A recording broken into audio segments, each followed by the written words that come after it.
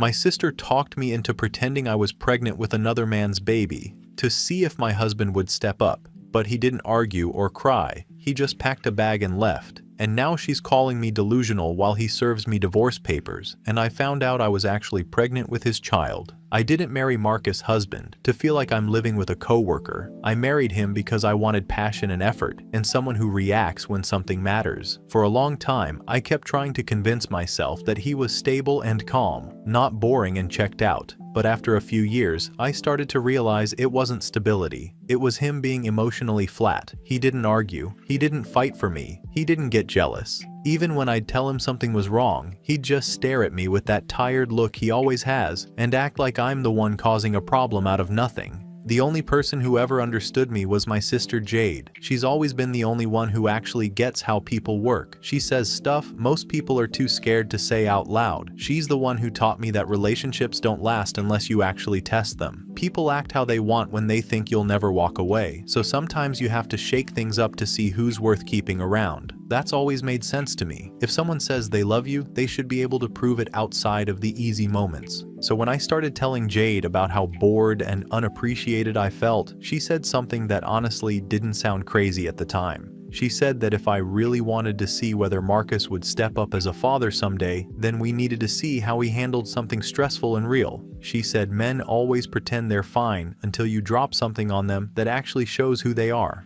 She asked me straight up if I really trusted him to act like a father when things weren't perfect. We went back and forth about it, and the idea just made sense. I don't know how else to explain it. It felt like a wake-up call. I kept telling myself I wasn't trying to cause issues. I just needed to know who I had married. There's nothing wrong with wanting to be sure your partner won't fold the second things get uncomfortable. So I decided I'd tell Marcus I might be pregnant, and that it might not be his. It wasn't like some wild dramatic plan. I wasn't trying to ruin anything, I just needed to know what kind of man he was when real pressure hit.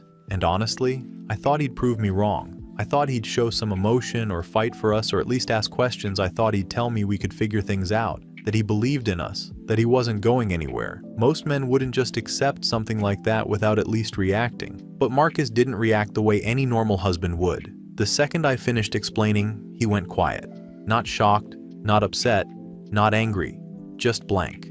He walked out of the room, came back with a small bag, and said he'd give me space. That was it. No fight, no emotion, no attempt to understand. He didn't even ask who the supposed other guy was. He didn't ask how long. He didn't ask anything. He just walked out like none of it mattered. I stood there trying to process how someone could be that emotionally unavailable. I kept waiting for him to come back or call, or at least check in, but he didn't.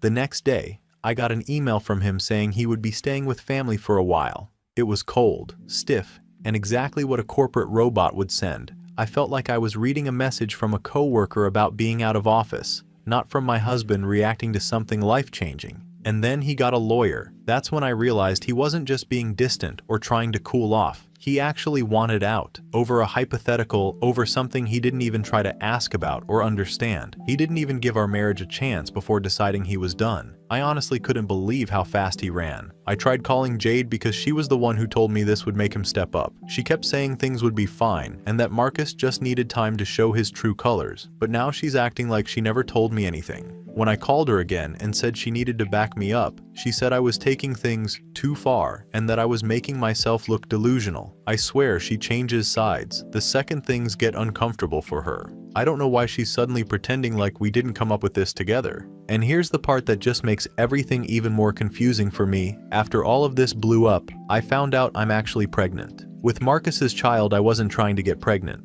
obviously, but when I took the test and it came back positive, it felt like everything clicked, like the universe was proving something. He walked away from me over a situation that wasn't even real, and now there's a real baby, and he doesn't even know yet. I keep thinking that once he finds out, he'll understand that he reacted too fast, that he should have stayed and tried harder instead of running. I haven't told him yet because honestly, at this point, I don't think he deserves to know until he can at least talk to me face to face. If he wants to leave his pregnant wife because he can't handle stress, that's on him.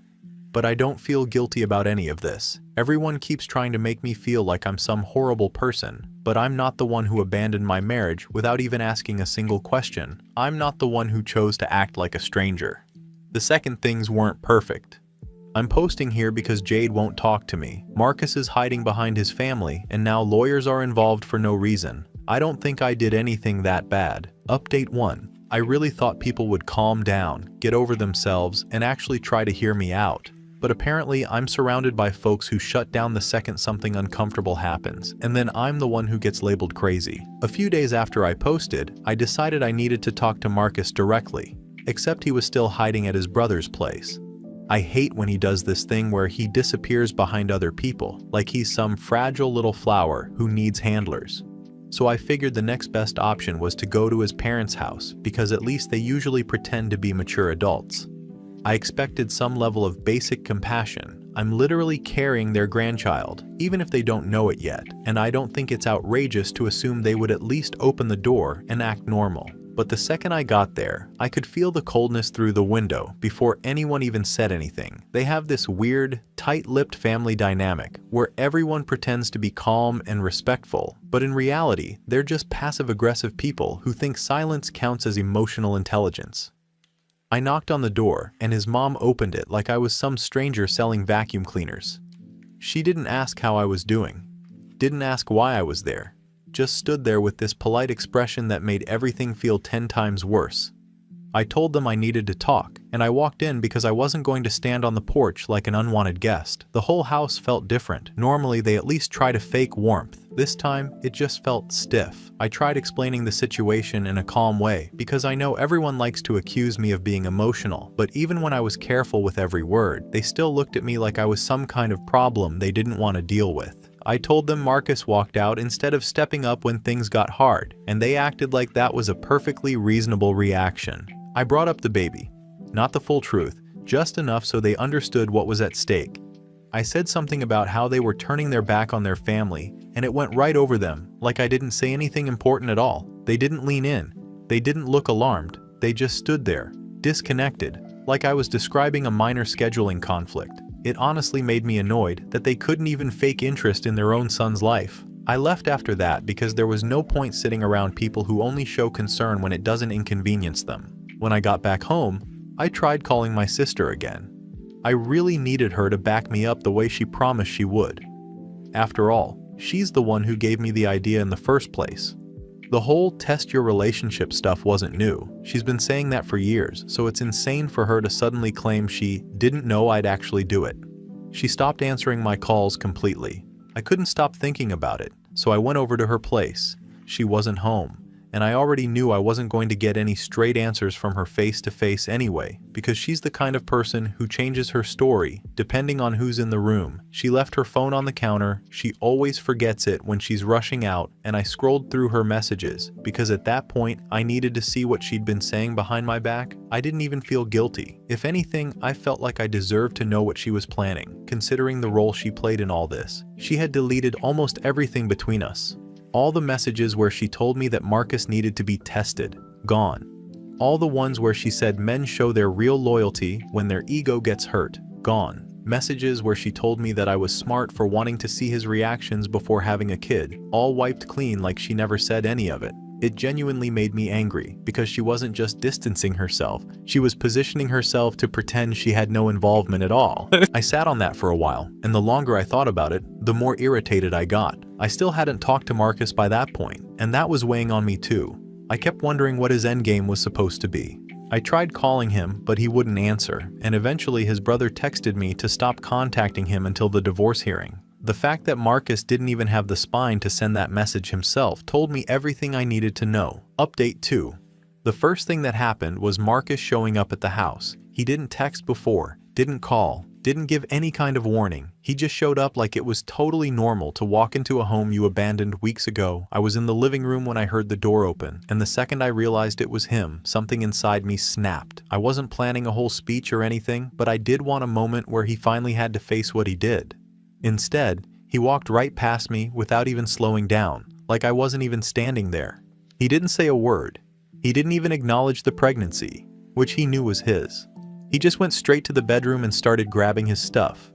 It felt unbelievable watching him act like that, like a stranger pulling clothes out of drawers in a house he didn't even want to try to save. And yeah, I followed him, because I wasn't about to let him pretend he could just quietly erase everything. I didn't yell or anything. I just told him that leaving wasn't solving anything and that someone needed to talk about what was happening. He didn't look at me. He didn't even slow down packing. It was honestly pathetic. I never thought I'd see my own husband acting like a kid doing silent tantrums. He kept folding shirts and putting them into a bag like he was trying to ignore every single thing I was saying. At some point, he told me it was done and he didn't want anything else from me. Just hearing that made me feel sick. He didn't even try to understand why things happened the way they did. He just wanted to be the calm martyr so everyone could call him the sensible one. It's honestly exhausting. I told him he was abandoning his pregnant wife. I didn't even say it dramatically. It was just a fact. And he still didn't react. Not even a flinch. He just zipped up the bag, slung it over his shoulder, and left like I was nothing. And the worst part is that he looked so normal doing it, like he'd been waiting for an excuse to leave this whole time. And now, he finally had it. After he left, I ended up going through some of the drawers he didn't take, and that's when I found something I wasn't expecting. Buried in one of the shelves was this little folder I hadn't seen before. Inside were emails and printed confirmations for a trip he had booked for our anniversary. It wasn't just a basic trip, it was somewhere nice, and not only that, he had printed out information on fertility clinics too.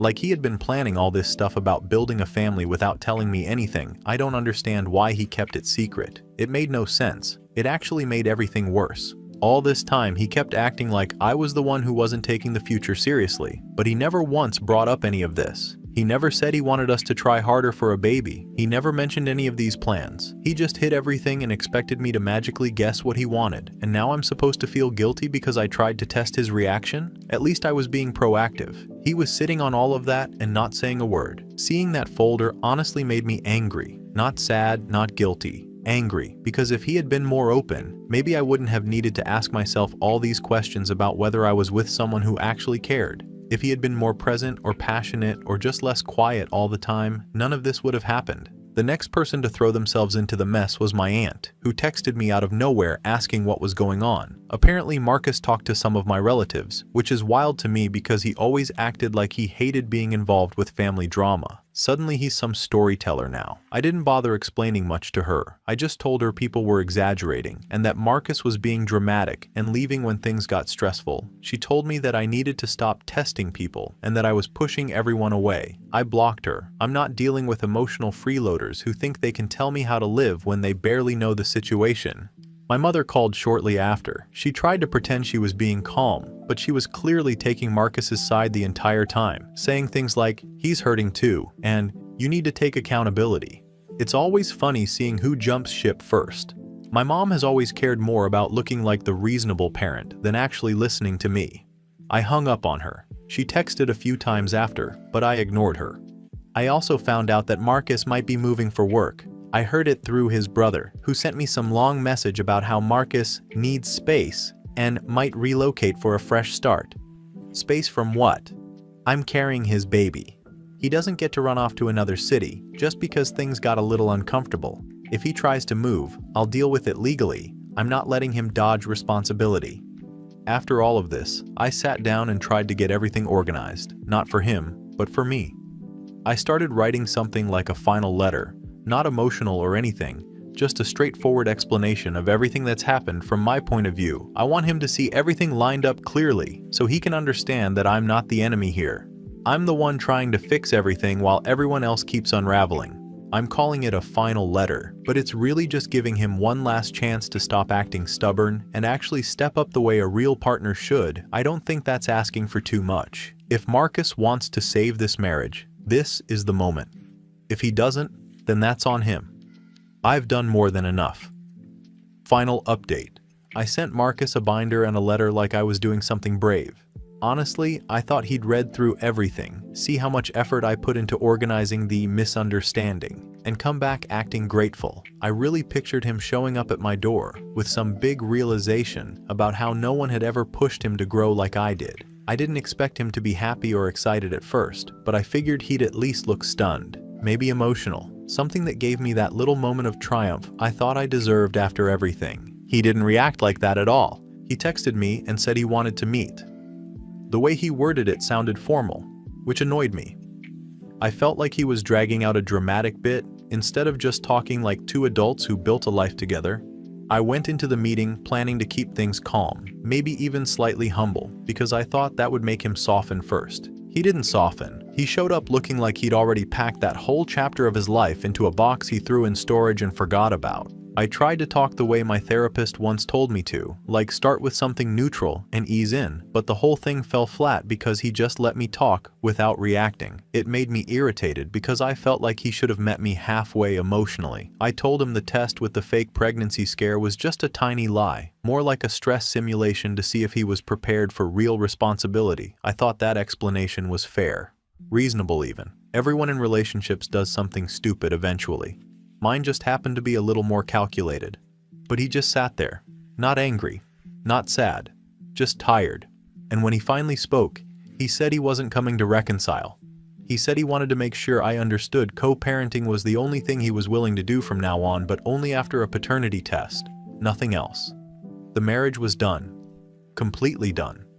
He even said it in a way that made it clear he'd rehearsed this, like he had practiced how to detach from me entirely. I felt this heavy drop in my stomach that I hated immediately. I didn't want him to have that much power over how I felt. I kept telling myself he was bluffing, or acting cold to protect his pride, or doing that thing where he pretended not to care, so he wouldn't have to deal with his own guilt. I even convinced myself that maybe Jade had gotten to him again, feeding him ideas about boundaries and self-respect and all that pointless stuff she never actually practices in her own relationships. He said he'd always take care of the baby if it really was his. He emphasized that part like it was some big moral achievement, like I was supposed to praise him for it. I told him he was acting like I'd done something unforgivable when I hadn't.